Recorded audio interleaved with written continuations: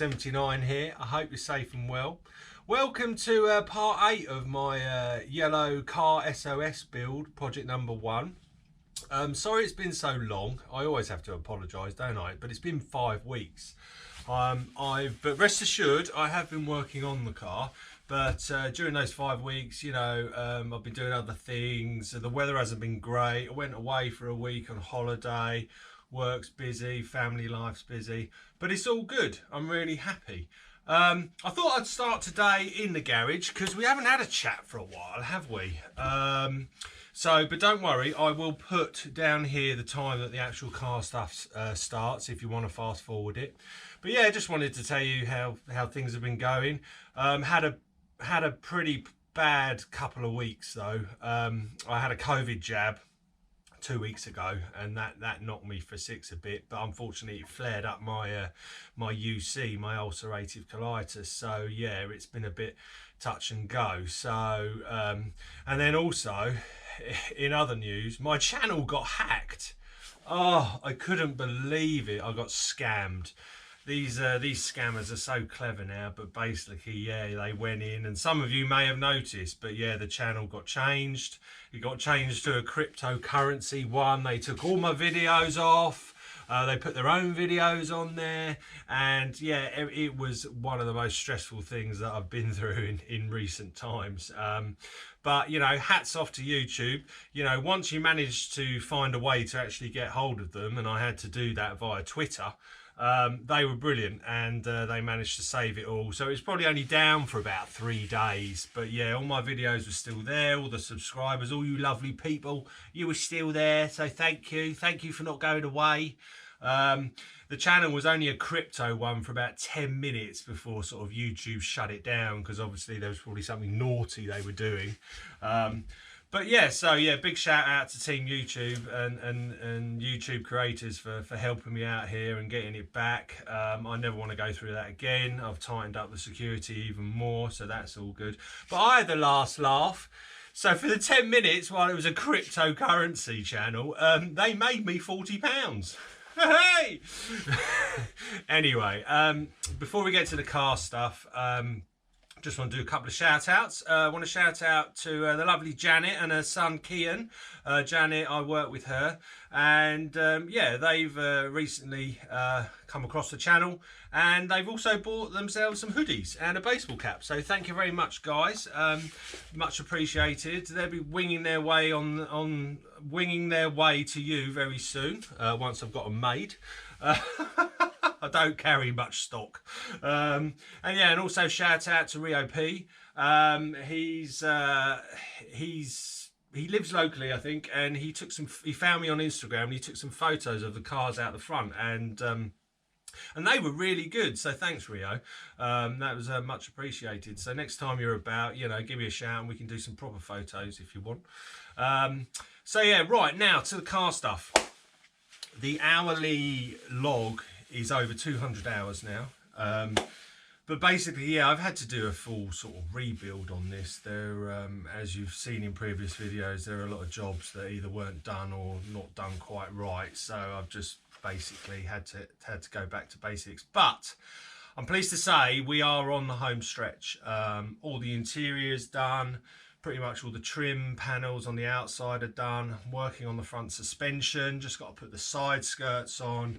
It's got to go for a bit of painting. It needs a good sort of going over and touching up. But yeah, I hope you will be pleased with the progress. And yeah, like I said, we're nearly there. So let's go and have a look at it. Bye! Right, gang.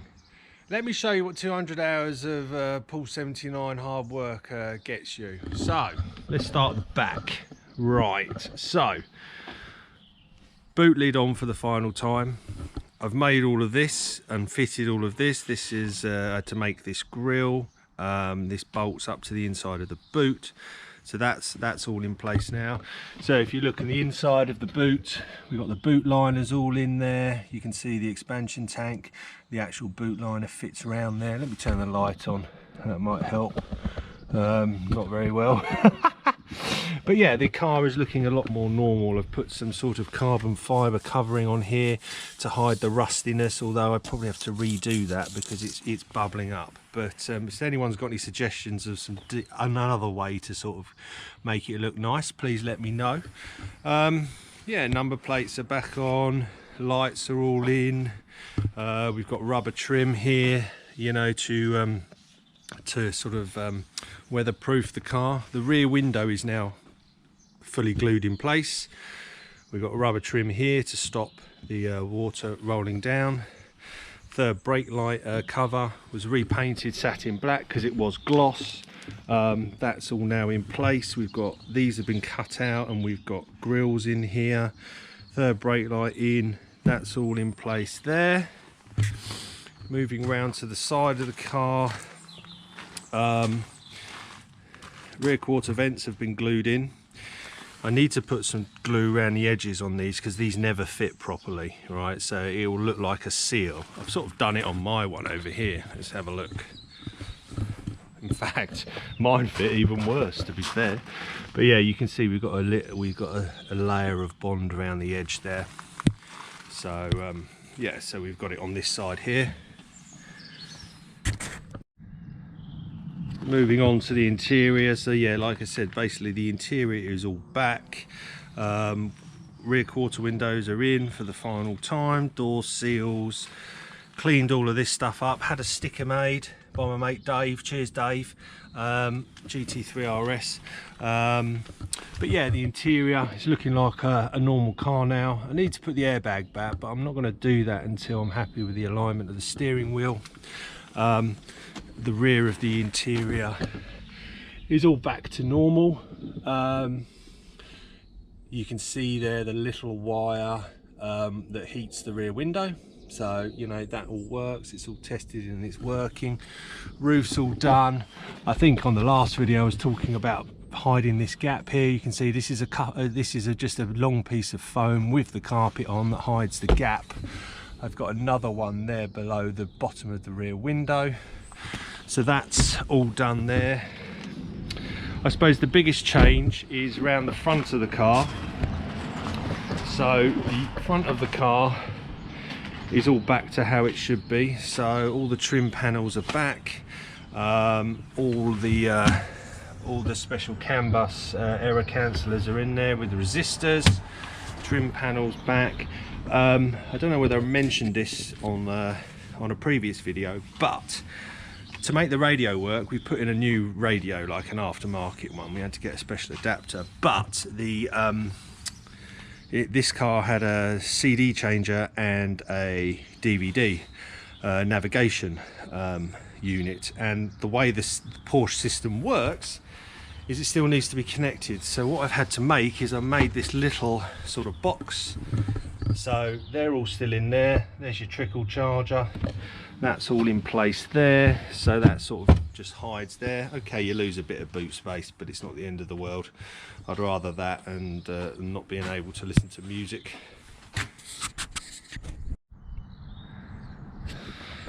So basically the scuttle panel cover is back in place. Windscreen wipers or arms back on, new windscreen wiper blades. I mean, this has all been blacked out underneath here. I blacked out the bonnet, I did that a while ago. Got the extra lights in the bonnet. Grills now, yes, I've been doing a lot of bonding. It's very messy stuff, but yes, all these grills I have made and glued in. They're all properly glued in. Had to cut out the holes here, but yeah, you've basically got grills all along. Can't really see them very well in the camera, but they're in. Number plate back on. DRLs and the frames are bonded in. They're not coming out, they're solid. Headlights all been cleaned up, redone, and actually sitting lovely now. They're nice and flush here. One, when I first got it, one was really low and the other one was sticking up, but yeah, these are all lovely and they're very easy to take out should you need to change a bulb. What else have I done? Oh yeah, shark vents. So I've got new shark vents because the previous ones were cut in half and they were gloss. So I've put new ones in. I still need to put a bead of glue along here to clean that up. Repaired this the fuel flap because it wasn't sitting right, and sprayed this black. We've also got a trickle charger connector here, so you want to charge it. What else? So yeah, on this side I'm doing the suspension, lowering it at the front because it sits too high. Oh yeah, look, side indicators, they're in. I've done this side completely now. So basically, that's all blacked out. All the arch line, I made the arch liners, so you have to extend them at the sides. It's going to be very difficult to see, but you can see, yeah, all those rivets. That's just an extra piece of plastic that extends it so it meets the arch. And what I also do is, you can probably see through the gap. Can you? No, you can't. Well, there's a mesh under here. I'll show you there. You might be able to see it. Yeah, so there you go. So you've got a mesh in the arch liner as well. So you can sort of see the tyre through the shark vent here. Just makes it a bit more authentic. What else?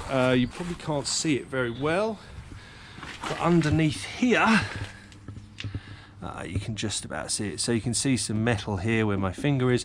Basically, we've got a lovely big under bumper frame that I'm currently finishing off.